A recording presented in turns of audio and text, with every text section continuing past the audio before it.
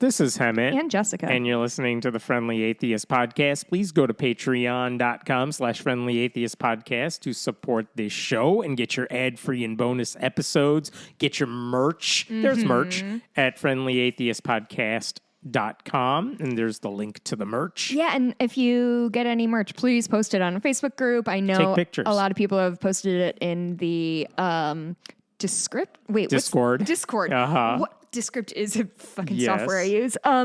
Anyway, yeah, they look great. I love seeing my weird dog's face on people's shirts. It's wonderful. It just brings me a lot of joy. And we want to give a shout out to some of our more recent supporters. They include James Q, Jeff Q, not related, Non-Monogamami, Doug Prime, Paul B, Ed P, and Baphometique. Paul Blart Mall Cop There you is go. a supporter. And I have the reason we were doing this one early is because I had so many things we had to discuss. Yeah, and we had an interview up last week. I feel like I've lived 1,000 lifetimes since then. So let's start with this.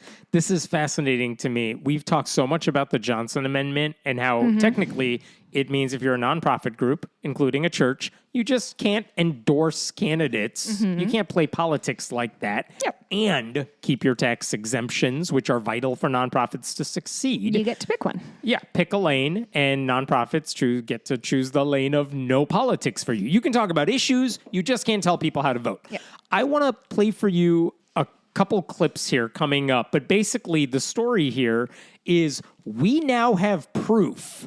And I was reading this story. It came as a shock to me. And there's very few things that are shocking when it comes to the Johnson Amendment. I haven't heard you use the word shocked in a long time. Shocking because basically what we know about the IRS when it comes to the Johnson Amendment is that you could send them 1 million clips of pastors endorsing candidates, and historically their response has been, "You're adorable, go away." They don't do anything about it. Yeah. We have proof they did do an investigation in recent months. Really? And here's the headline. They just shut down that entire investigation, which is frustrating. Boy. But I want to show you this story just to explain to you how blatant and awful this is, okay? So all of this happened in 2022, and I think we actually talked about it on this podcast when this happened, but it was so blatant. That's why we talked about it. And this is August 14th, 2022. It's a Sunday. It's about to be, that's the Sunday before the Tuesday when they were going to vote for school board in a place in Florida. Flagler County. Flagler, thank you. So. Is the county. They had a school board election. And the situation is that there were 3 people who were going to be on the ballot. It was a 5-member school board, but 3 people were up for election. One of them was a super conservative lady who was already on the school board, and she was eager to get conservatives in the area to vote for a slate of 3 super conservative candidates who could flip the school board, make it super conservative so they could do all the things they want to do, like destroy the schools. So Just like Jesus used to do. Exactly. So how did she do it? On that Sunday, or at least on that weekend, she went to a series of churches, big evangelical megachurches in the communities, and basically, with the pastor's support, wanted all of their endorsements from the churches. Uh-oh. She wants these pastors to get everyone in the congregation, to vote for these conservative candidates. Okay, so I'm going to play for you clips from 2 different churches. The second one's the one that got in trouble. But the first one, I just don't have enough information about it. But here's what I'm going to play for you. The first clip is at a place called Parkview Church. It's in Palm Coast, Florida. And this is Pastor Greg Peters explaining to the congregation why this election is so important and what he wants everyone in the church to do. So this is Greg Peters at Parkview Church talking about the importance of this election. Okay. In the 25 years that I've been pastoring Parkview, never one time in 25 years have I brought a political candidate to the platform. Because you can't. And so today I thought, if I'm going to do it, I'm going to do it right, and I'm going to bring 3. You say, Pastor, why? Is the easy answer. for the souls of our kids. Oh, Franklin Graham said the most important elected position is the school board member. And there's been so much in our world that has been going on. And there have been things that have happened in our school board over the last few years that have deeply disturbed me. Can we listen to this guy in double time? And so today I've asked Jill Woolbright, Will Furry, and Christy Chong to come and be a part of our service. There are 5 school board members.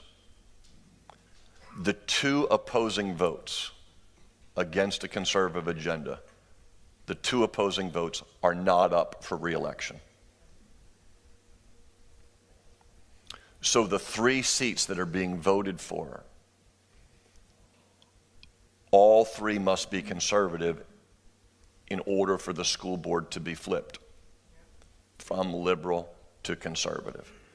All 3 of these candidates have been supported and backed by the 1776 Project, which the 1776 Project has overturned in excess of 40 liberal school boards in the last year across our country.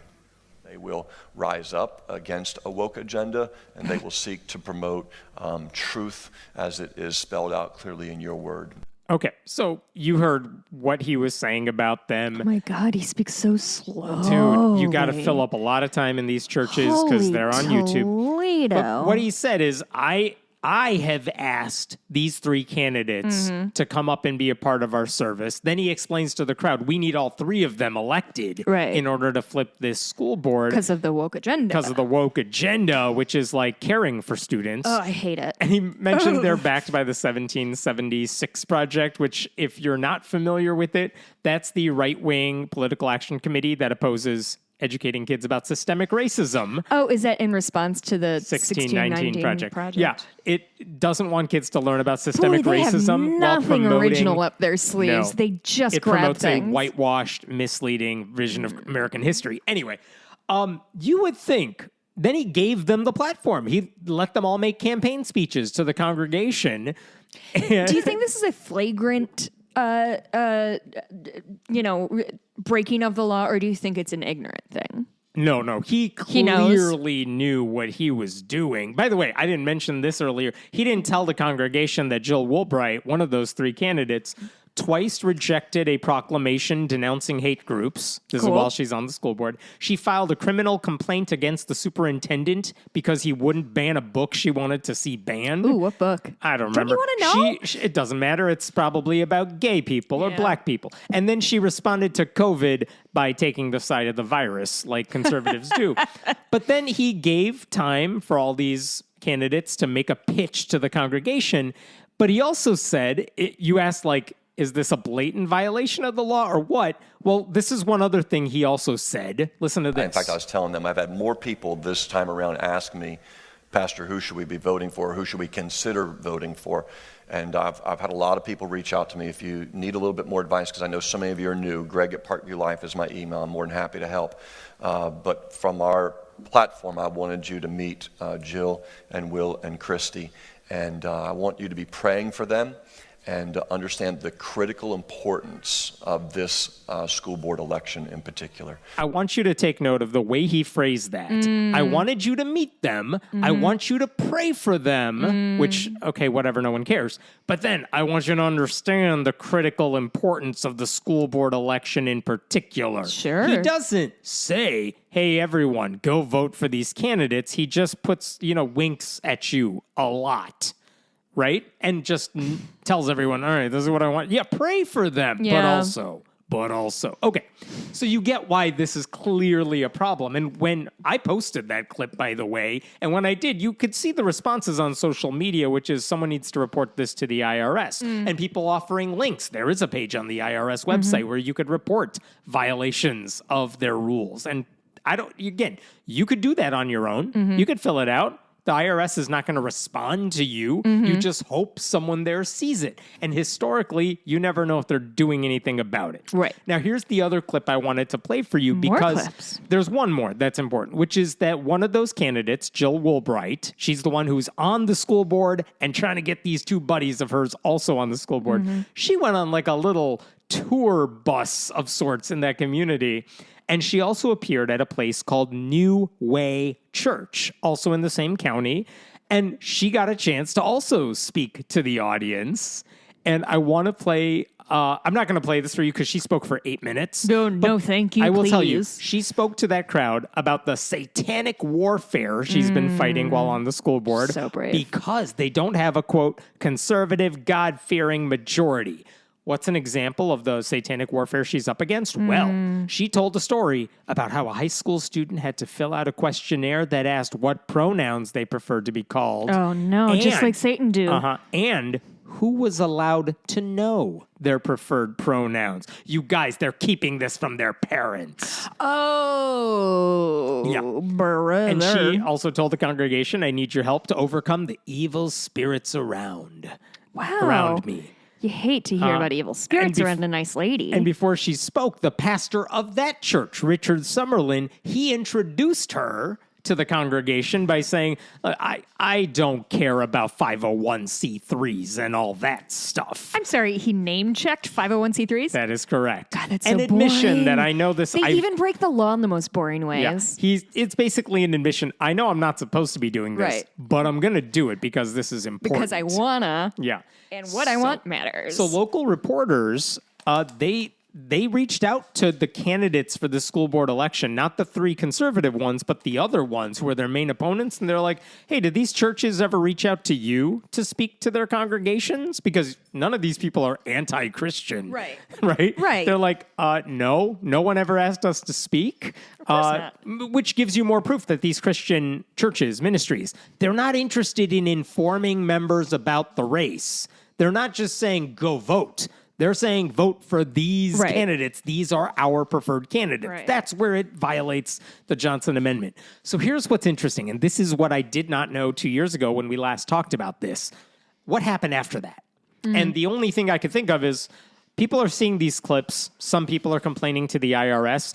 Groups like the Central Florida Free Thought Community, which does fantastic work, they made a formal request to the IRS to investigate this. But again, I haven't heard anything since because no one ever hears from the IRS about this. ProPublica did a story a couple years ago about the Johnson Amendment, and they said, we literally looked for evidence of the IRS doing any of this shit, enforcing their own rules, and we can't find anything. Like, we have evidence of pastors breaking the rules and sending videos to the IRS, like, come after us. We dare you because we want to sue you after you come after us because we want the Supreme Court to say that we can endorse candidates. So they're begging for a lawsuit to fight these rules. But they said we can't find any evidence of the IRS punishing any ministry for these blatant violations of the Johnson Amendment. So this is where we're at, right? So interestingly enough, what happened in that election? Well, those two buddies of Jill Woolbright, the two others who were on the conservatives, they won their races. Of course. Jill Woolbright lost hers. No shit. Fascinating. Wait, and she's the one who was already on the board? She was on the board. And she got booted. But the which is other two interesting. conservatives got voted on? Uh-huh. So weirdly enough, that meant interessante. the ultra-conservatives did not get the majority that year. So that's interesting. But that's not the point. The other thing is that... Boy, she got lost in the sauce if she was promoting all these other people and lost her own election. Jesus. Kind of funny. Get the campaign manager. So why do I bring all this up? Apparently, in June of last year, under the Biden administration, someone with the IRS, like their deputy commissioner who does tax exemptions, he apparently wrote a letter to New Way Church, the second church, where she talked about satanic warfare. And I'm going to read you the beginning of this letter. Dear New Way Christian Fellowship. Headline, why are we sending you this letter? We have some questions about your tax-exempt status as a church under the 501c3 rules. Our concerns are based on information we are in possession of, indicating that you may have conducted political campaign intervention activities which are prohibited. As commissioner, tax-exempt, and government entities, I have a reasonable belief that you may not be tax-exempt as a church under the rules, or that you may be liable for tax. And so we're inquiring. We want to know more about this. We want to ask you some questions. So they're not necessarily like bringing the law down on them. Nope. They're just like, hey, just wanting to check in. It's like FFRF, Freedom from Religion Foundation, does with any school that breaks the rules. They don't file a lawsuit right away. They say, hey, we know you did this thing. It breaks the law. We are telling you it breaks the law. Here's our track record. Here's the law you're breaking. Are you going to fix this? Tell us what you're going to do. And if the school comes back and they say, and this is what happens most of the time, they say, hey, we looked into this. We are going to make sure it never happens again. Thanks for letting us know. And that's the end of it. Yeah. If the school says, yeah, we know we broke the rules, bye, then maybe you'll see a lawsuit. So in this case, the IRS is like, hey, maybe you don't know this is illegal. Right. Even though you totally know it's... Well, and it's giving them the benefit I say of the illegal. doubt. It's not illegal. You can do it. We're not Right. going to, no one's going to jail over this. Right. But you might Yeah. lose your tax exemption. And they say, maybe you don't know you might lose your tax exemption. So let's answer some questions for us. And then the IRS will have it. Yeah, like approach them with like the biggest benefit of the doubt ever. Like, Yes, hey, I know you guys don't like laws. And again, the but surprising thing about this is I didn't know the IRS had sent these letters because we do not have evidence of them doing any of this shit. And is that supposed to be on record? Yes. I mean, the IRS can always say, we can't inform you about anything we're doing until after we've made a decision on it. Okay. Just like the Justice Department is not going to tell you about the investigation that's happening until they file charges against someone or whatever. So here's proof. They sent a letter in June to this church saying, we have questions for you. So the letter that they sent This is June 20. of last year, Okay. 2024, they included a URL to a video that a local news outlet had posted, and it was the 8-minute speech Jill Woolbright gave to New Day Church. About Satan. About Satan. And they basically said questions like, hey, does this video accurately depict Jill Woolbright speaking at an official church function of New Way Christian Fellowship in 2022? If yes, how many people were in attendance? In what capacity? Like, was this a church Sunday service? service, yeah. Right. Also, the reference video appears to have been published on YouTube by a local news organization. In 2022, did you publish or stream your own recording of this? Because, like, were you trying to get her campaign message out to your people? That's different than a news organization posting this. Basically saying there is a way out here. If you say no, maybe we don't do anything. And then, what was the purpose of allowing her to speak at an official church function of your church? Yeah. Fair. Those are good questions. That was just question one, right?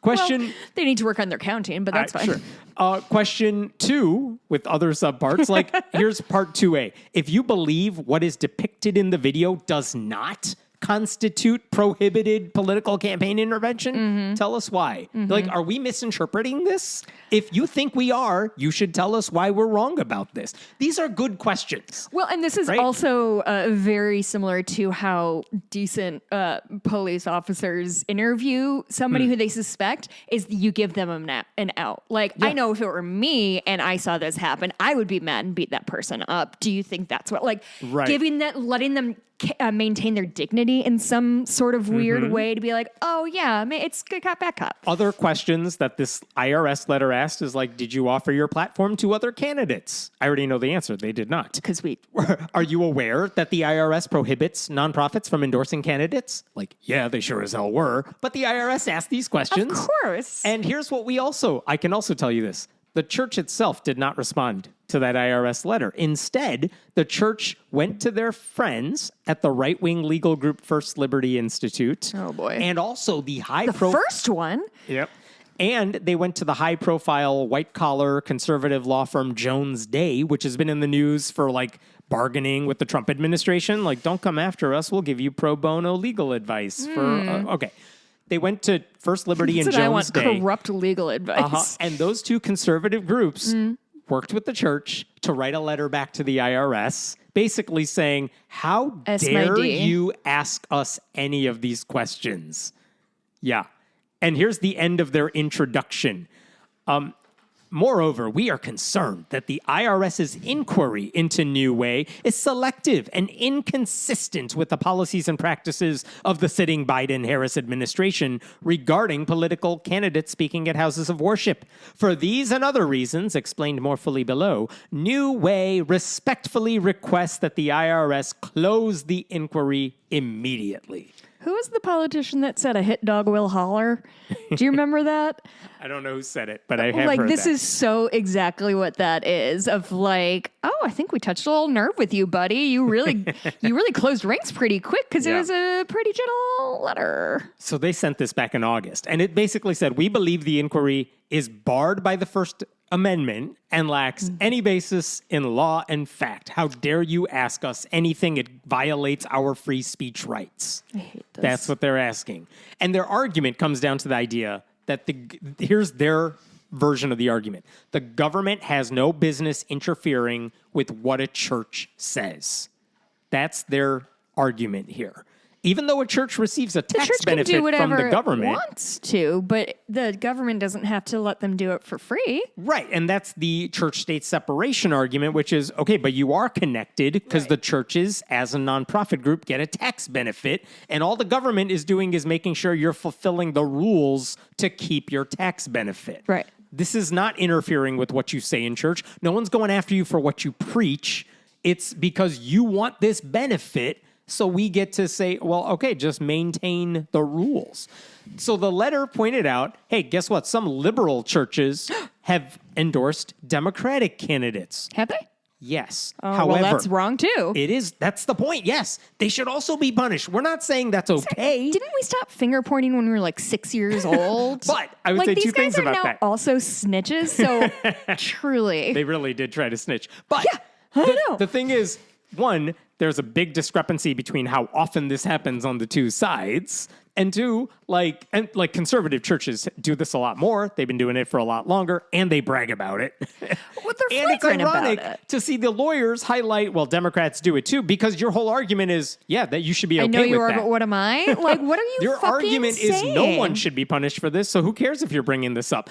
And my argument is the IRS doesn't go after anybody. Yeah. And they should. Yeah. They should go after, black churches that endorsed Kamala Harris. That's not okay either. Yeah. And that's one of the things they highlighted. That is different, by the way, than black churches that have historically done Souls to the Polls rally, where they say we want people to vote, Sure. period, without saying who to vote And for. we'll help you get to the polls. Yes, and very different. We legally aren't telling you who to vote for, but we're also targeting this particular retirement home for a reason or whatever.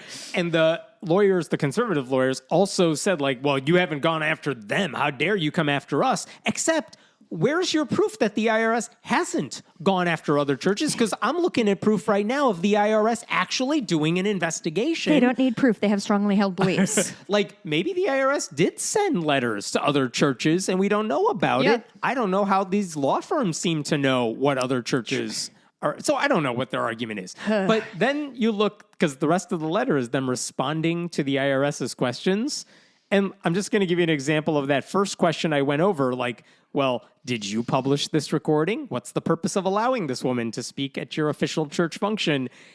They just spend an entire paragraph saying, the First Amendment says you cannot ask us things like this. And here's the end of their paragraph-long response.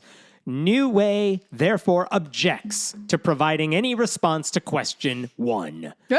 That's it. We're not going to answer your stupid-ass question. Guess what they answered for question 2? Same.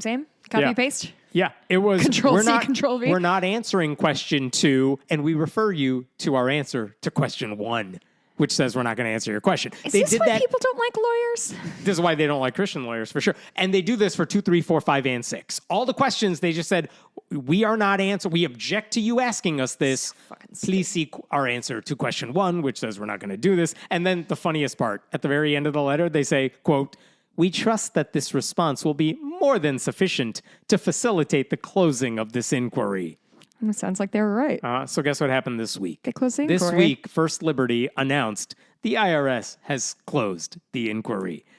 And here's what they say. We are pleased that the IRS not only closed its investigation, but affirmed that this church's activities of praying for political candidates during its church service do not threaten its tax-exempt status. The other lawyer said, we are grateful that the IRS has recognized that this fundamental freedom applies when Americans come together in worship services. Couple things about, because what they're saying is a lie, and it's also based on a lie. The church did not, no one got mad at them for praying for candidates. Right. That's not what any of this is about. That's not what we're talking about. No one gives a damn if you pray for candidates. They told the congregation, whether literally or with winks, to vote for these candidates. That's the issue. Right. And also, I looked at the letter they got from the IRS, which they showed everybody. They're like, look, the IRS tells us this is closed. The IRS did not say it's totally cool, you may continue endorsing candidates.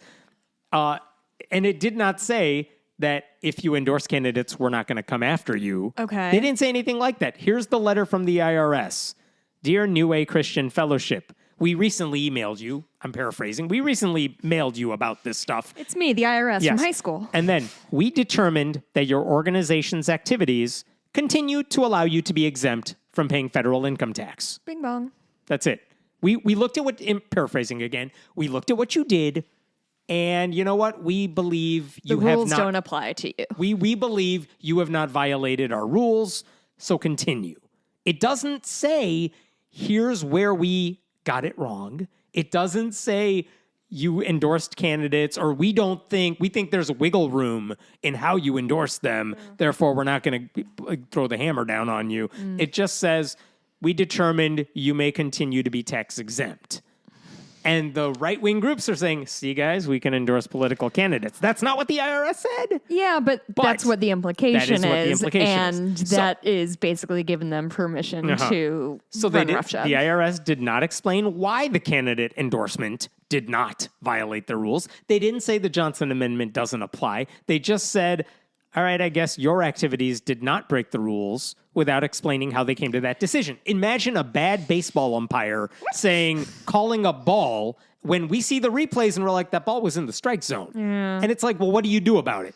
Well, it's the umpire's fault. The umpire clearly didn't see what we're all seeing, but also you can't fight that one. It's just like, well, I hope you get it next time. Maybe it won't be on the edges. It'll be right in the middle, or like.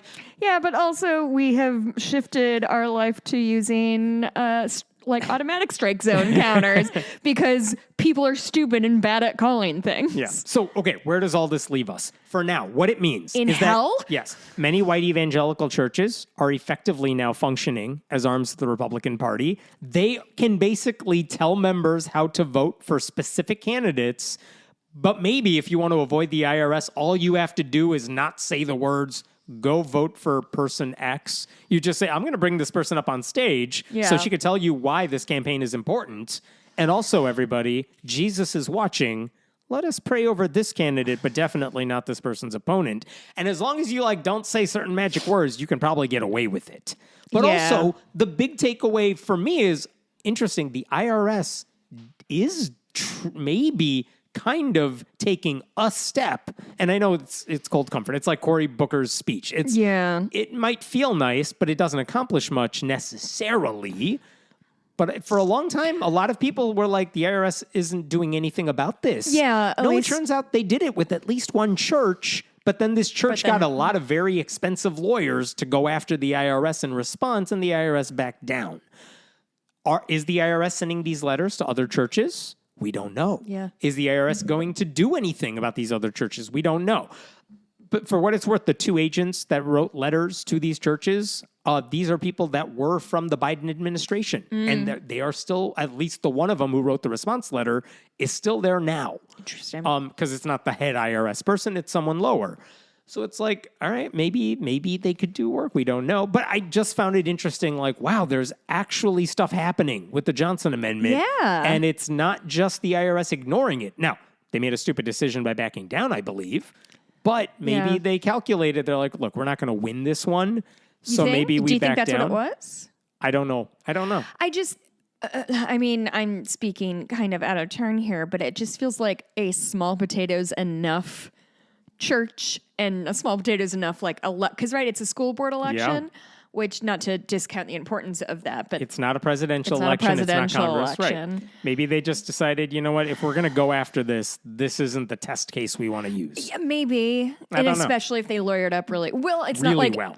but it's also not like any other church that gets called out would not have 1,000 terrible lawyers swooping in to protect them from. And there are right-wing groups eager to defend Exactly. those churches for free. So anyway, I'm going to move to a different story here. This one is much more blatant about what's going on here. Cool. So we're in Tucson, Arizona. This is the Vail where Unified JoJo. School District, and it's Cienega High School. I don't know. There's a school district outside of Tucson. Here's what happens. Do you know that if you are a child of Mormon parents, even if you're not in Utah, you're supposed to attend religious classes, but not like on Sunday mornings. It's not Sunday school, but like every day you're supposed to go to religious education classes. And for most kids, that happens before the school day begins. As a kid, I didn't even brush my teeth every day, There let you alone go. go to religious class So every day. I've had Mormon students when I was a teacher, and they would be like, "Oh, it was 5:30. I had to go to my religious education classes and then come to school." It's like, yeah, that explains why you're tired. Okay. Oh, that seems like a good use of teens' limited time and I know. energy. So they call these classes seminary, not like the way theologians might do it, but like they go to seminary at the beginning of the school, before the school day. And that's what happens if you're in the Mormon church. Now, sometimes in order to avoid interfering with school, if there's no other option, the Mormon churches might hold those classes at super early in the morning. They might do it after school, though I don't know how often that happens. And if you can do release time during the school day, Even better. they can do that as well. Now, so why do they do this? Because the Mormon church wants to make sure teens are getting religious indoctrination Obviously. at a time when they might start to question and leave their faith. Did you say this is in Utah? Or This one is in Tucson. So Tucson, at this yeah. particular high school in Tucson, the closest Mormon church is like at least 15 minutes away. So they were doing release time education where you could skip part of the school day without penalty. But if it's 15 minutes to drive to the church or get a bus to Yeah. the church and 15 minutes back, you're only getting like 15, 20 minutes of this religious education class. And that makes it really hard for them to do. Like the families are not happy with it. The church is not happy with it. I don't know what the kids are thinking, but there you go. So the Mormon church is like, what can we do to fix this? Because we got a lot of targets here. We have a captive audience we need. And this is where it gets interesting. The Mormon church recently went to the school district with the suggestion. They said, hey, school district, you have this high school that is part of your school district. Can we build a building on your campus? Because you have a lot of space. In Arizona especially, I've seen this personally. Some of the bigger high schools, they have a lot of land. They Yeah. take up a lot of space. Yeah. They said, can we build our own building on your campus? And because it's your land, it's your property, it's your property, we're going to build it for you on our dime.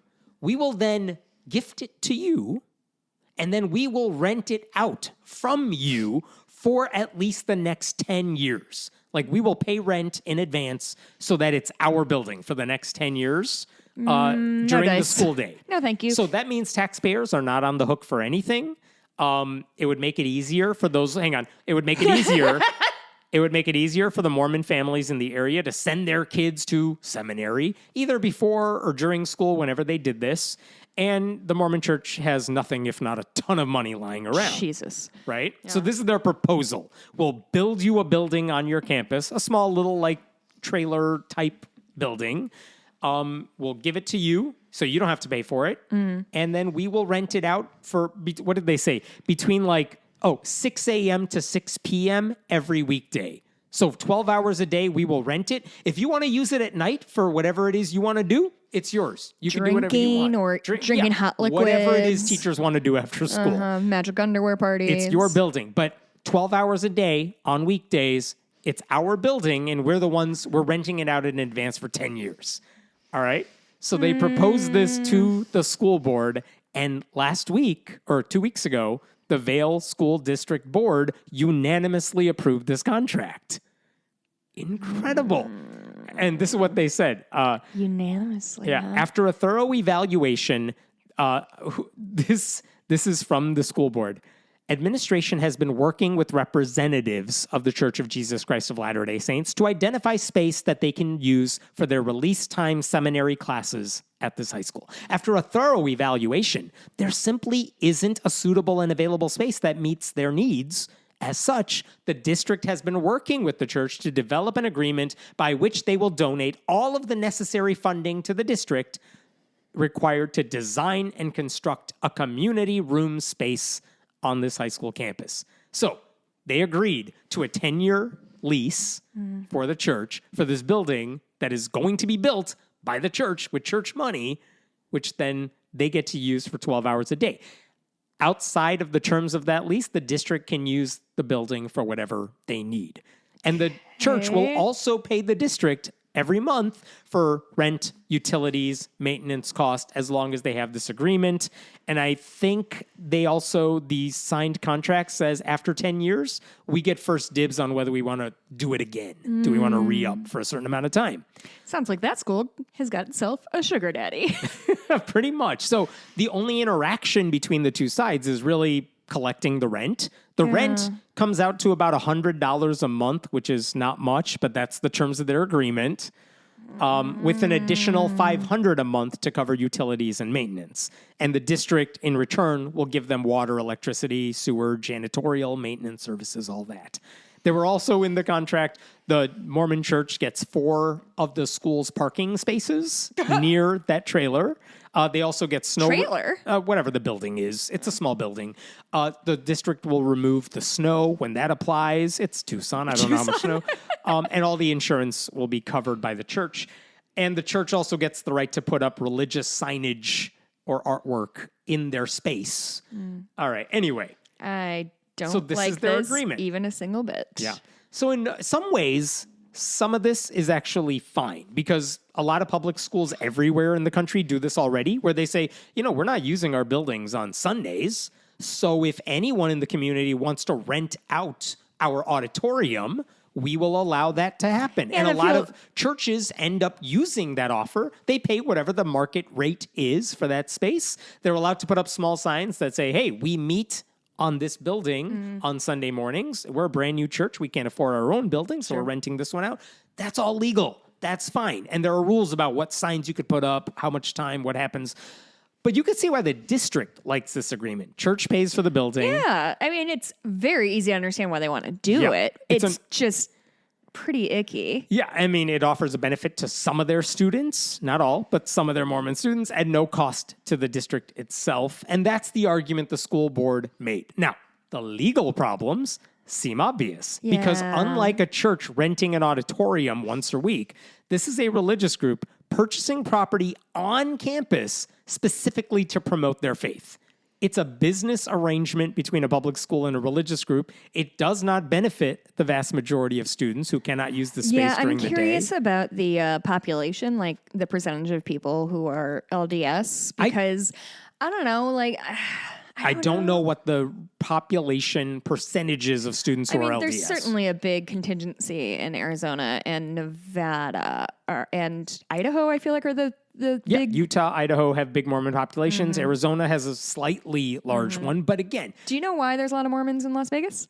Why? Because the mobsters used to hire them because they knew they could trust them. Oh, So that's why there's like a big Mormon population. there you go. So there's a group called Secular AZ, Secular Arizona. Their legal director, Diane Post, sent the district a cease and desist letter saying, you better not sign this contract.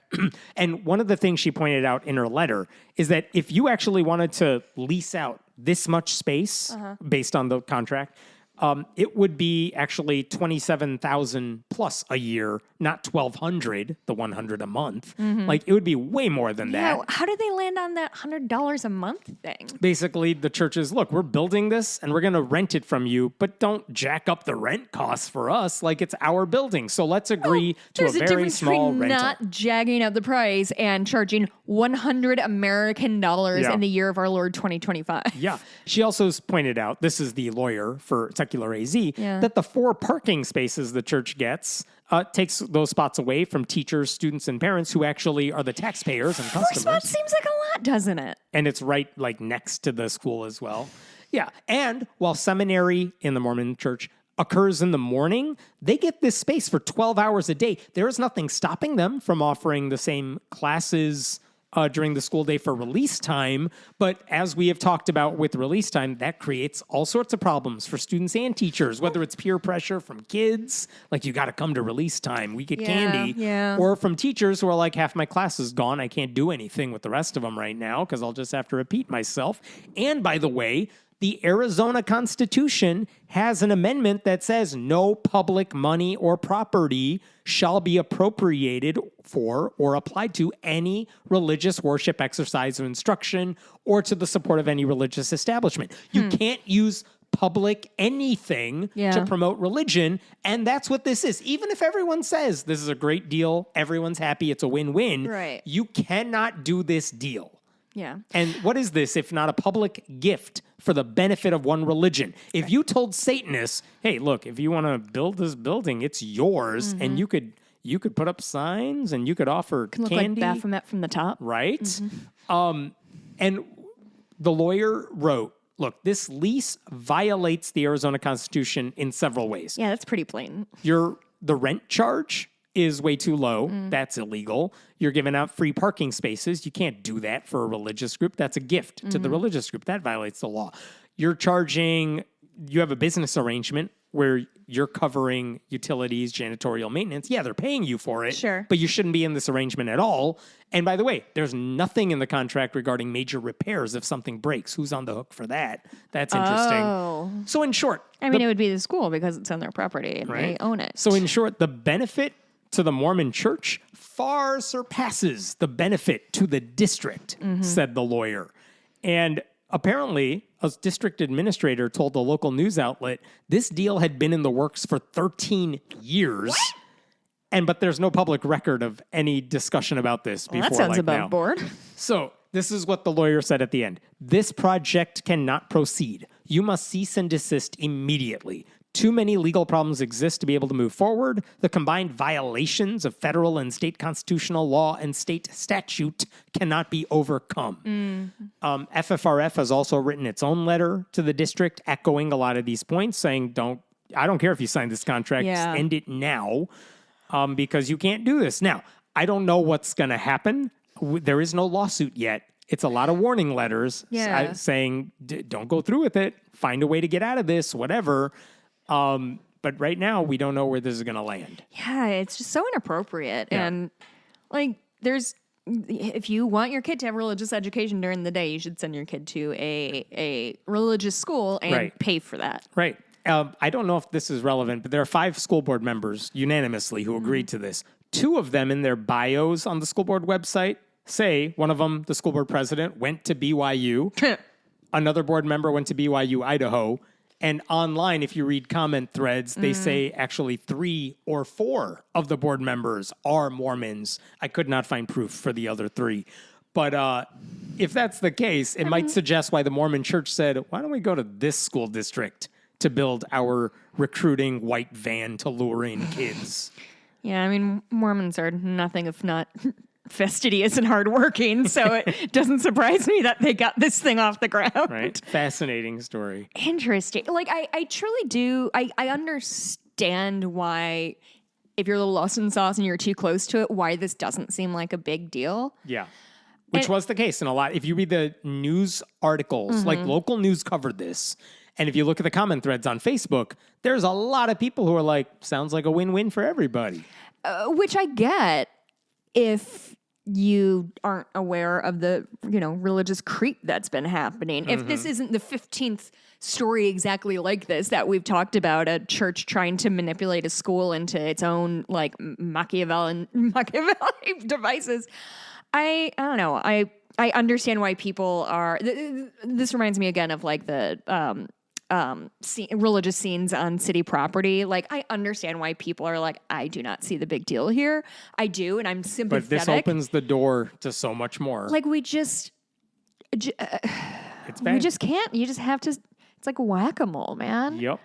Okay. This is a different story that it went viral online in certain parts of TikTok and Twitter. And the weird thing is, it was a sermon that they were sharing. The sermon's from like over a year ago. Okay. I don't quite, or it was from almost a year ago. I don't know why it went viral now instead of 9 months ago, but here's the clip I'm going to play for you in just a second. A preacher, his name is Marvin Sapp. He also happens to be a very famous gospel singer with like Grammy Awards and nominations under his belt. He just did a tiny desk concert for NPR like a month ago. Oh, okay. So he's not nobody. Right. So this is Marvin Sapp. He's also a bishop at his church. And he recently spoke at a conference and he called on the congregation, an online audience watching it via streaming, that he told them, I need you to donate $40,000, which, by the way, Each? altogether, he's like, that part in itself is not weird. It's not weird to see a religious leader saying, hey, we need to raise money to cover the cost of something. That's in itself sketchy, but it's not illegal. Yeah. There's nothing wrong with that. But then the reason it went viral is because just to make sure it happened, guess what he told the ushers at this convention? Oh, no. Tell me. He wants it? them to shut the damn doors so no one can leave until he gets all the money. Let me play you this clip. You could see why this went viral. Excuse Yeah. me? There's 1,000 of you. I said close them doors. Ushers, close the doors. Close the doors. Close the It's a doors. fire code violation. We all gonna leave together. Y'all ain't going no place but to the restaurant. Where you cannot tip your server. Boom, roasted. There's 1,000 of you tonight, and those that are watching, it's 1,000 that's watching online. This is a small seed. If I get 1,000 online to give this, if I get 1,000 in the sanctuary to give this, that's $40,000 tonight. I'm challenging each of you all down For what? here to give a $20 seed. Now, everyone up here, we've all sowed and seeded, but I need everyone standing up here with us, with me, to plant a seed of $100. Because again, it costs to sit up here. And this is what I need you to do. If you're giving electronically, or even if you're giving tangibly, I'm gonna have y'all come to the altar and give it, because I need to see 1,000 people moving. Keep coming, that's it. Look at us, look at us, look at us. Yeah, now after you come up here, you can open the doors. Y'all can walk out the door after you come up here. But make sure you come this way before you go out the door. That's it. Look at God. Look at what God has done. Hallelujah. So in addition to saying shut the doors, close the doors so no one can leave, he's saying there's 2,000 of you in the audience or watching online. If you all give $20 each, we get $40,000. Hey, ushers who are up here and the leaders of this church, we should give a little more because, we can afford it. And it's just to the church? To the church, Capital C, to the people T, at this capital C. conference. And then he says, my favorite part about this, if you're giving electronically via wanna PayPal or see you something, do I it. need you to fake it. Come up on stage and wiggle your arms so we all know you gave because we need tangible proof that you did this because the peer pressure. So I need you to come up to the altar and give it. Even if you put money in the collection plate, you still got to come up here and show us pretend you're giving money because, quote, I Whoa. need to see 1,000 people moving. It's like when George Costanza tries to tip the guy and he doesn't see it, so he tries to get his doesn't count. dollar back. Right. And so the online, Black Twitter went crazy in the best way. I was gonna ask about that because You boy, had that people saying sits so badly. Marvin Sapp would have saw the worst in me. Another said Marvin Sapp would be getting Marvin slapped if he held me hostage for money when he could go in the studio and make my annual salary in a couple months. I mean, yeah. Mostly the reactions were all very decidedly anti-hostage. Yeah, that's a really hot take from them. Another noted Sapp's wealth compared to everyone else at the service, saying that when he performed his tiny desk concert for NPR, he had a full Louis Vuitton outfit on, and that he should put that into the church instead of holding your members for ransom. I mean, By the way, his Instagram account, which was still up, as this went viral, I want to show you a picture from his Instagram account. This is just something he posted willingly on his own. And please describe to the people what he is wearing and what he's standing in front of. Oh my goodness. First of all, I love that picture. I want to buy that album. He is wearing a black fur coat. What is that? Monkey fur, maybe? It's No black. idea. It's black, but it's long. He's wearing a fedora. Looks pretty fly, if we're all being honest with ourselves. And standing in front of a Bentley with I said fedora, sunglasses. I mean, it's a very expensive car. Like, now, his ultimatum. I want to look at that coat again. I'm sure his sneakers cost a lot too, by the way, with the fur coat. Oh, yeah, those are Louis Vuitton. Yeah. So anyway, his whole thing about closing the doors, it's more of a rhetorical flourish than like an improvised fire hazard. Didn't sound like that But, because yeah. he was being pretty insistent. There's no evidence people were barred from leaving the room before they donated money, but he was definitely implying it. It is not about like, was he legally like holding people against their will? It's just that this is a pretty fucked up thing to do. Yes, and that's the point. His comments were coercive at best. Like, he didn't just want people to give money. He wanted them to do it visibly because Jesus, as we all know, does not know what happens on Apple Pay. He has to see you waving your arms in front of the congregation. It's wild because before we recorded, just talking about sort of the weird situation that we're in because the advertising bottom has just kind of fallen out of podcasting. Mm-hmm. And so we were just talking about how weird it is to like, we have to live our lives and do our things and be like, will you give us money? We're doing this thing. Like, at least we have shame and know that it's tacky to ask for money and feel guilty about it. But not these people. Imagine like the fucking brass balls it takes, especially considering this isn't a fundraiser. This isn't a charity event. This was at a conference for the people, members of this particular denomination. He's not saying we need money for the kids. We need money to fight cancer. It's just raise this money. Yep. Like, don't worry about the why. That's not your business. That's between me and God and this monkey fur coat. So after this went viral, he then responded on Facebook. My favorite part about his response, some have taken issue with a particular moment when I instructed the ushers rather firmly to close the doors during the offering. To those unfamiliar with the church context, or who may not regularly attend worship gatherings, this has been misinterpreted as holding people hostage, as well as offensive. That was never my intent. You guys. His intent was not to hold you hostage. He just needed you to hand over all your money. Oh, we think it's a mink coat, according to Black TikTok. Great. And then he says, when someone challenges people to give a specific amount, it's not unbiblical, it's not manipulation, it is in order. It is consistent with Scripture, he says. I didn't know 40,000. He said, that's not manipulation, it's stewardship. I love that. Stewardship? I'm just being a good steward of the church. I'm making sure our budgets are balanced. I bought myself a new pair of riding pants yesterday, and I had to wait till like 1 a.m. until my conscience would let me buy them. I was just like, I can't do this. Whoa. Like, if you need to raise money for your conference, charge more for tickets. Dip into your ministry's account. Don't pressure people to give more after they're already in the building. What a good point. Imagine if we went to like a podcasting conference. I'm sure that's a thing. And you pay your ticket, you pay to do whatever, and then somebody's like, what's up, motherfuckers? Bar the door. We need more. Oh my God, it would be just like in that has happened, by the way. In Squid Games with the big thing of money at the top.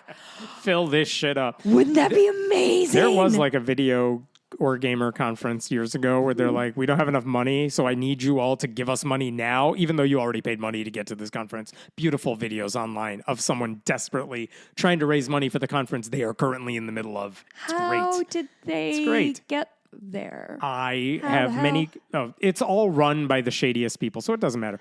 Now, that is not like, here's the thing. It's the guilt trip. You're already in the building. So bad. Can you imagine the distress of someone in the audience who may have had no money to give, but also took the preacher at his word that they had to do this? And, you know, other pastors, I've seen other versions of we need money now and you better give it.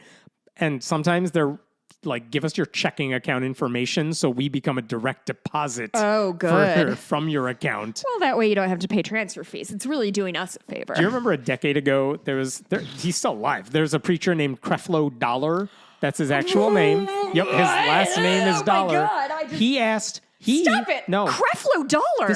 You're 2 decades behind the rest of us at this point. I was 19. I didn't know any better. I didn't know to search out amazing names like this. He gave a sermon where he said, I need 200,000 of you to give me $300 each because I need to buy a $60 million private jet. I do remember that. But Yeah, even that I guy sure didn't fucking lock people in the do. room. Yeah. I mean, it's all part and parcel of the, like, what's it, preachers with sneakers thing of they're all wearing, like, $10,000 shoes and being like, oh, my God, the children are starving to death.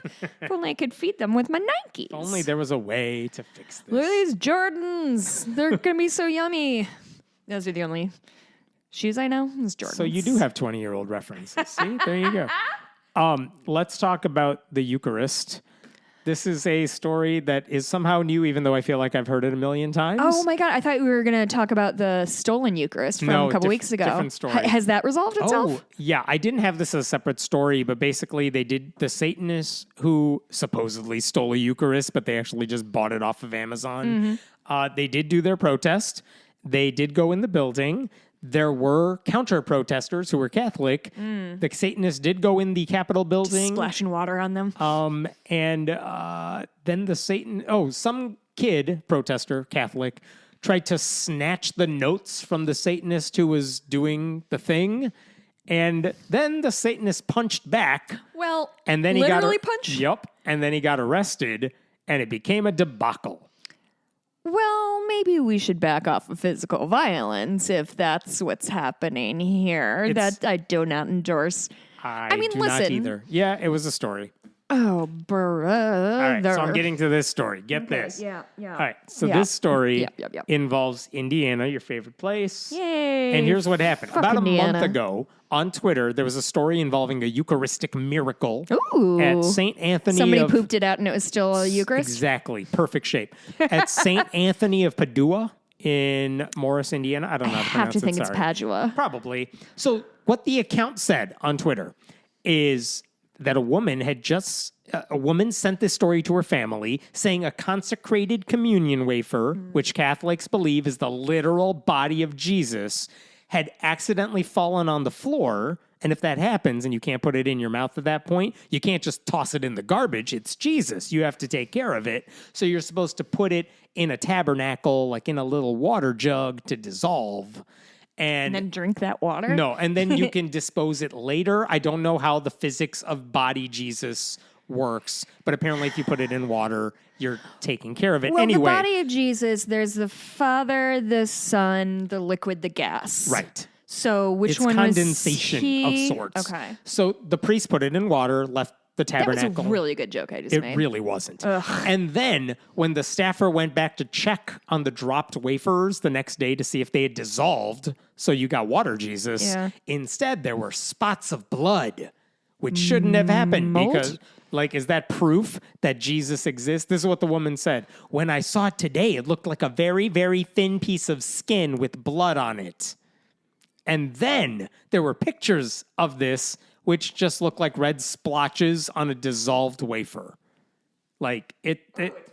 It is weird. It looks like red blood splotches. And if you're not It's like somebody convinced, tossed their used tampon in there. yeah, if you're not convinced this is the blood of Jesus, like you're not alone. But the Archdiocese of Indianapolis was like, all right, you guys, we're sending this one to a lab. A careful investigation with assistance sorry, a from a lab? professional. Yeah, here's what they said. A careful investigation with assistance from a professional laboratory is in progress. So they were going to do a careful So investigation. do they like science or not like science, Hammett? Catholics have are to- okay with science. Oh, They just let's- believe unscientific things. They're not creationists. They're not creationists, but they don't. They just believe things that defy all of science. I guess that's the whole And hate point. it when it involves birth control. Yeah, So- yeah, that's true. How big are the Eucharist? They're supposed to fit on your tongue.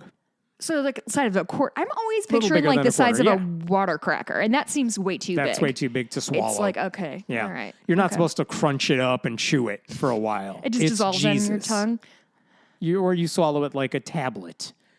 So That anyway, doesn't feel right. yes, the lab came back. Jesus needs to be chewed. What does that mean, Jessica? Shut No up. one knows what you're saying. So it turns out we got the lab results back. Oh boy. Because and guess what? This is not the first time they have sent wafers to a lab to be investigated. Like literally the Catholic Church doing this. And every single time, it's always the same answer. It's always the same answer. mold. But they did it again. And you'll never believe what it was. Mold? It's mold. Yeah. Here's what the Over one day? That's very quick archdiocese. for mold. I don't know how long it took, but That's a good point. I'm going to take you back to 2012 in Minnesota because something like this happened and they sent it to a lab. Here's what they said at the time. Exhaustive biological analysis by an independent scientific laboratory has determined that the reddish coloration on the Holy Communion host fragment that was kept in a water solution, ... was caused by a fungus. Yeah, that's it. And then in 2015 in Utah, same thing happened. And guess what they said then? A thorough investigation has concluded that the host did not bleed, but the change of appearance in the host was due to red bread mold. Yeah. Specifically, the red mold is caused by a bacteria called Neurospora cressa or Serratia marcescens. I don't know. That's what happens when you store wafer in a damp place. It happens all the time. Yeah. So what happened in Indianapolis this time around? Same. The results indicate the presence of fungus and 3 different species of bacteria, all of which are commonly found on human hands. Well, yeah, that's what we could have told you.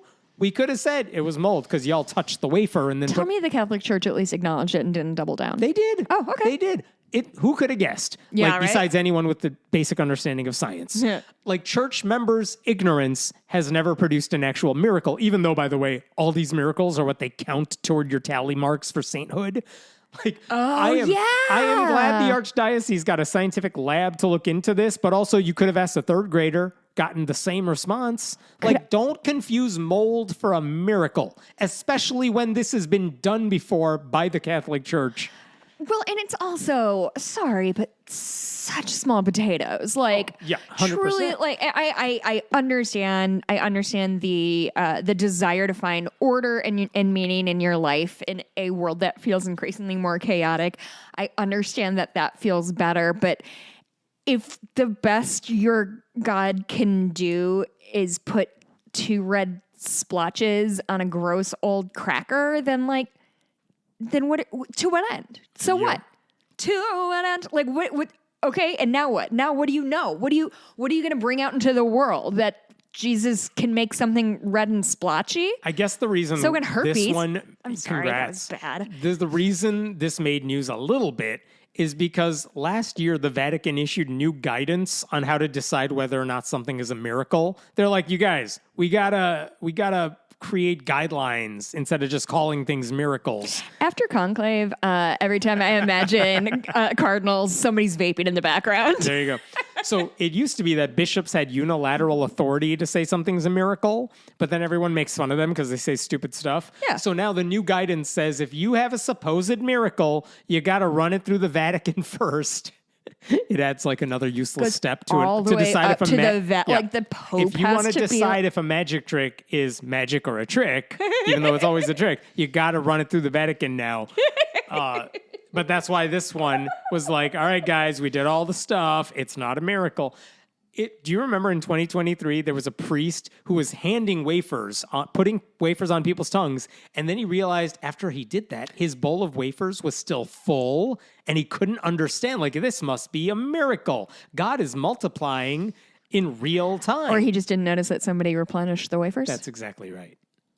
He couldn't see. They're so fucking credulous. Yeah. Like, so willing to believe anything that's just dropped in front of them until somebody is like, hey, here's my personal truth. And they're like, boo! The only miracles that exist are me getting 10 more wafers from the back storage, from dry storage. From Amazon. Yeah. And by the way, even if, let's say this was a miracle, think about what that would say. That's what I'm saying, Hammond. I'm like, what does it fucking mean? Cancer wards still exist. Democracies are dying. But God made his presence known by turning an unused wafer kind of red. Do you remember? What would that say even if your miracle was true? That's what I'm saying. Do you remember maybe 4 or 5 years ago when somebody vomited up a Eucharist and then somebody else ate it and I almost I do not remember that. I think about it so often because it's the closest I've ever come to genuinely puking on this show. And Nice. also my mom called me afterwards and said, don't do that anymore.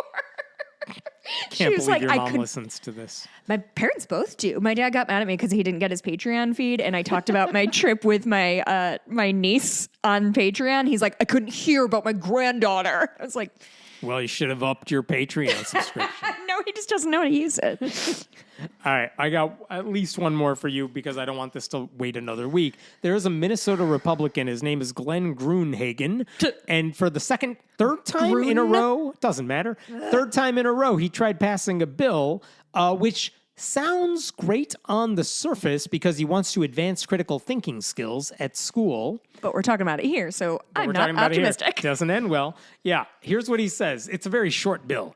To advance critical thinking in history and science, a school district must provide instruction to students in grades 9 to 12, exploring the contrast between the scientific facts on how sickness, disease, pain, suffering, and death relate to the existence of complex living organisms. So far, so good. Okay. Basically saying we need to teach kids how people get sick and disease and pain and suffering and death. Like, okay, fine. I mean, it's a little weird. Like, scientific facts is what you say when you don't understand what theory means in Right. science. And like, what exactly is the settled science relationship between suffering and our existence? And like, what experiments do you want kids to be taught about? Yeah. This is philosophical, not scientific. But then you read the rest of his bill. And what he said is, I want to teach them the relationship between all that stuff and how sickness, disease, pain, suffering, and death are a consequence imposed by the creator There it is. of complex living and organisms. boom goes the dynamite. So he wants everyone to know that the only reason you get sick and disease and pain and suffering and you die is because God. That's it. That's critical thinking, by the way. That's why all the popes are still alive. Yes. Yeah. It's nothing more than a Trojan horse to shove Christianity into schools. Now, the good news is that he's tried this. How can they even believe this? How can they even fucking believe their own bullshit? Like, that is such an easily disprovable fact of like, if you're a good Christian, you won't get sick and die. Like, bad news, dog. Like, It look happens. around. Sometimes people just die no matter how good they prayed. How do you think pastors make side hustles? It's doing the eulogies and shit. And like every other dude we talk about is like 5,000 years old. Like, I guess they're just good at like I just what He's tried what this must two be other times their in the past. brain? Like, what are you trying to get across? Of like, you won't get sick or die if you pray, but like the fucking moment that you've been going to church and you get like a It's sinus part of God's infection. plan. You don't understand because there's a hole in your heart. He just said that the only reason that we have suffering is because of God or whatever. Well, Like, because Adam sinned and No, everyone well, sinned. Eve sinned. Eve bullied him dragged into everyone. Yep, into that. man, Adam, See- God really should have teed up somebody better than Adam if he was like immediately bullied by his girlfriend into eating an apple. Like, have some fucking spine, That dog. guy's gullible.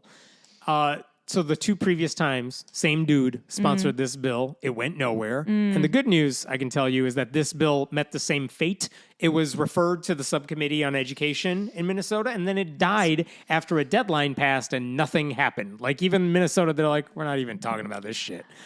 Now, the good news is Minnesota has a Democratic-led Senate, Yeah. and Tim Walz is still the governor, so this was never going to pass. But it does tell you what the priorities are. This guy, Gruenhagen, who sponsored this, he's been a state senator since 2023. He was a state representative for over a decade before that. Climate denier. He's a Christian nationalist. And he didn't even brag about this one on his social media. He just submitted the bill. Maybe no one will notice this time around. Wait, why? I thought the whole point in Of submitting symbolic bills like Exactly. this is to get attention. He didn't so you can even- campaign on it later. Yeah. I submitted a bill to make sure that And yet, nope, didn't even brag about this. So I don't know what the point of it is. does then. he not even buy his own shit? Yeah, now it's just reflex memory. I don't This know. is what I'm saying. Like, it's so much reflexive. Like, no, I don't wanna. You want me to do this? No, I don't wanna. Tariffs like, are great. Yes, got it. truly, like, watching adults react like toddlers is so embarrassing. It's just just to watch somebody be like, wait, I thought this was gonna happen. I'm not wrong. Don't tell me I'm wrong. Like, somehow this is trans rights problem. Like, I I was just debating whether to jump to the trans story or to do an internal atheist related one. I'm going to jump to the atheist one because I feel like I can wrap that up a little faster. Okay. Can we get back to the trans one next week? Yes. Okay. We talked about this last year. Basically, there are two big atheist organizations in the country. Freedom from Religion Foundation is the biggest. American Atheists is also pretty large. These are at least large, influential atheist organizations, as far as you want to say atheist groups still have influence anywhere. And the reason we talked about this, I'll recap what we talked about last time. Okay. But basically, a donor was old, left these groups money in his will. Yeah. And then it was confusing. Let me tell you what happened. In 2021, a guy named Ronald Pelly, he died, and then his family is tasked with executing his will. And it turns out, if you look at his will, he said, I want to leave some money to a handful of nonprofit groups I really like. And he had a document. It was signed. It was notarized. And it said, whatever, I'm going to skip the details here, but it basically said, look, I happen to have some accounts that I want to give. I'm going to give 10% to my son to manage this stuff. I'm going to give 45% to FFRF. I'm going to give 45%, the remaining 45%, to a group called Atheist Alliance of America. And as someone who covers the atheist world, I couldn't tell you for a second what AAA does.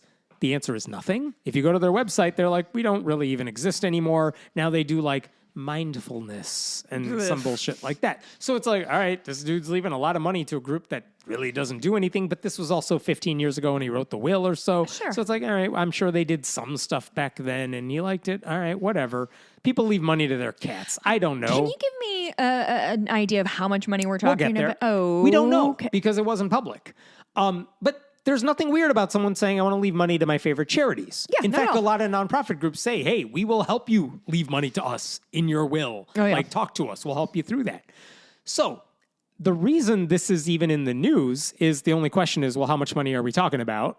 But in 2018, years after he wrote that will, he allegedly wrote something by hand on like a notebook pad or something that said, I want to alter what I said last time. Oh. And that document said, well, look, I have an IRA account and I have a charitable account with Fidelity Investments. I don't know what other accounts this dude had, but with those two accounts, he said, I would like to change the percentages around because I don't want to do what I said a while ago.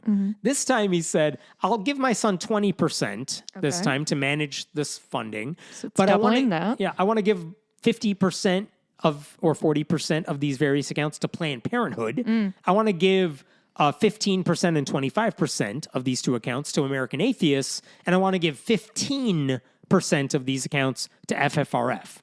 That means Atheist Alliance of America no longer on the list, Dunzo. at least for these two accounts. FFRF gets a lower share of those two accounts. American Atheist gets added to the list. Yeah. Planned Parenthood gets added to the list. And you could see why he did that in 2018. Yeah. You know, there were reasons for that. So again, he only changed the percentages on these two accounts. I have no idea how much money is in those accounts or what the giant pot of money is that we're even working from. But according to legal documents, the 2018 revision would have netted his son, who was going from 10% to 20%, an additional $81,000. And if you did the math on that, it basically came out to like 1.5 million was in the accounts. Okay. So that's the sort of money we're talking about, not chump change. Now, FFRF ended up, like, here's what happened. This guy dies.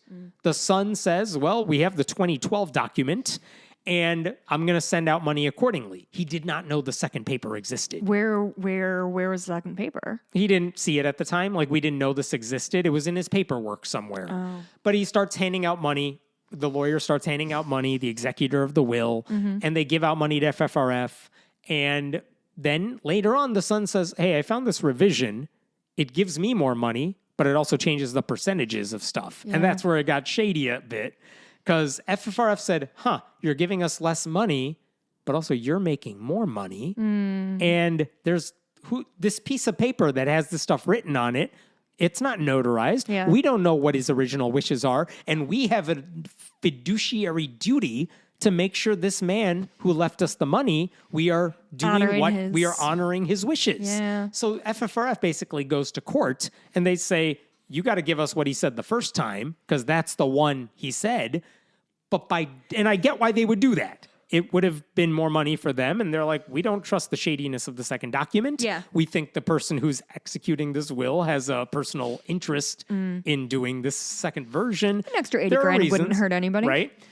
But also by going to court to figure this out, they're saying, hey, American atheists, you don't get anything anymore because we're going back to version 1.0. You know what I mean? Yeah. So there was a lot of money at stake, and FFRF has a lot of money to begin with. They're according to their 990s, they have like assets of $24 million. Wow.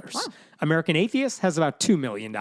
So you're saying we were going to court and we're going to take money away from you, even though we have way more than you do. It wasn't a great look, but also FFRF's position is we are doing what the donor wanted, and we have a legal obligation to do that. Again, so I get like that as doing well. the right thing isn't always the like cool, classy, wonderful, neat, sexy thing. It's sometimes kind of icky. And in order to make all this happen, they had to file a lawsuit, and they had to file a lawsuit against American atheists and these other beneficiaries because you're literally fighting against them to get your money back and things like that. That's why it was like internal fighting between these groups. And American Atheist position is we also want to uphold our donor's wishes, and his wishes, per the amended document, is that we get some. I'm so glad this isn't my job. Right? But this is why they had to work this all out. Now, could they have done all this behind the scenes and just say, look, we're all friends. Let's get our lawyers to hash this out, and maybe we can reach an agreement with all sides involved. FFRF's position, by the way, is we had to go to court. There was no way to do this behind the scenes. Anyway, why do I bring this all up? Basically, FFRF announced last week that they have now settled all of this. Okay? FFRF released a statement last week saying, I think they were blaming me subtly, but last year... You haven't met her? Yeah. Because they said, I'll get to what they said in a second. As a result of our lawsuit, FFRF said, all beneficiaries, including FFRF and groups such as American Atheists and Planned Parenthood, have agreed on a settlement and have received substantial additional payments. As a result of the action FFRF took by going to court, FFRF received additional distribution it was owed from this trust, more than $800,000. American Atheists and the other beneficiaries similarly received substantial additional payouts. They were likewise owed thanks to us. That's basically the gist of what they said in their press relse. Okay. They said the story has a happy You're ending. welcome. You're welcome. Yes, right. Now, they also pointed out... When do they name check you? where did they name check me? Meta's being a fucking dick again. Calling us on our bullshit. Yeah. Where did they say it? It's not in that paragraph. I'll get to it in a second. But basically they said, because we went to the lawsuit over this, all these groups got way more money. And the only way I can square this and make it make sense mathematically is we were talking about whether you receive 10 or 20% of like $1,000, and they're arguing about which percentage they get. But we were talking about two accounts.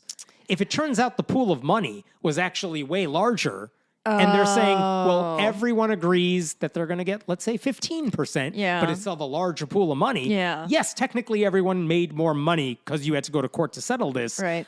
But also it's not necessarily what the donor wanted. I don't know. That's the happy ending FFRF said, thanks to us, you all have now. Right. I would also point out that the original lawsuit that FFRF filed said, what do you want the court to do? We want you, judge, to rule that this 2018 document doesn't count. It doesn't amend anything. And I'm quoting, FFRF respectfully requests that the court enter an order declaring that the 2018 document is not an amendment to the trust and declares that American Atheist is not a beneficiary of the trust. We want all these other groups kicked out of there. That's what they said in the original lawsuit. So now FFRF said they had to put out this press release about this arrangement now because they had, quote, received questions from supporters about this issue over the last year. Is that you? That's me. Uh-oh. Sorry. But nosy Nelly over here sticking his nose where he doesn't belong. but also, it's my public God, record. Don't get whacked or something like that. I can't do this podcast alone. It's all good. Don't ever forget Here's- that I am depending on your coattails. Here's what I'm wondering. This arrangement, Yeah. that means Atheist Alliance of America, this group that was mentioned in the original trust document, Just but then vanished? taken away, like, that means they got money too. Substantial money, according to FFRF's press release. But also, I still can't tell you what they do. I have reached out to the group's leader. I'm like, so you guys got a lot of money. Where's this Really? money? How is it being used? And they didn't respond to me. American Atheists, they issued their own statement saying this week's resolution allows our organization to remain focused on the issues that matter most to our members because they didn't want to get sucked into this, but they had to. Yeah. And they also made it clear, like, listen, if you want to leave us money in your will, we are here to help you. We take your concerns seriously, yada, yada, yada. That's all well and good. But basically, they're like, look, we didn't want to do this. We are coming away with money from this. Right. But also, they're not happy. It doesn't Yeah. look like. I'm mostly curious what this third group of Atheist Alliance of America is going to do because they don't do any activism stuff. I mean, it I sounds don't to me know. like their best bet is to just stay quiet and you're just probably right. take that money and The only way we're hope going to find nobody out. follows up. The only way to follow up on it is they will have to produce a 990 at some point. Oh, yeah. Because they are a nonprofit. And that's the only way we'll know if they're making money and how much they made because that would have to be reported in their taxes. I don't know. But that won't happen for a long time. So anyway.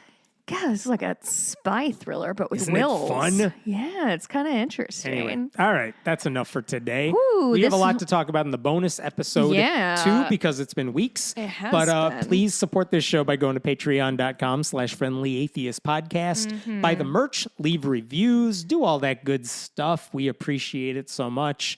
And join the Discord and Facebook group as well. Do you have anything to talk about during bonus? I want to talk about a book I just finished. a book you just finished.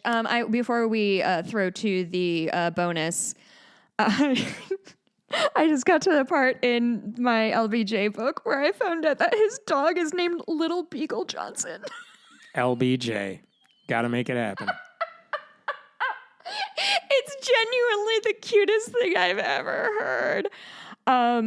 Okay, you can also leave a review on Friendly Atheist on iTunes or wherever you do those kinds of things. These guys tell it like it is, I assume, is the end. This is James XSDA. 5 stars. You guys are top notch. I love listening to you guys each week. Fucking short and Thanks. sweet. Love This it. is all I'm looking That's all for. we Not need, accepting people. criticism at this time. All right, we'll see you. Wait, no, I have to talk about what I'm doing in the. Tell me more. I started taking writing lessons for the first time in a very long time, and I'm jumping for the first time since, oh God, it's been 20 years, and I cried the first time. I was so happy to be doing it again. It like muscle memory all came back. It was really wonderful.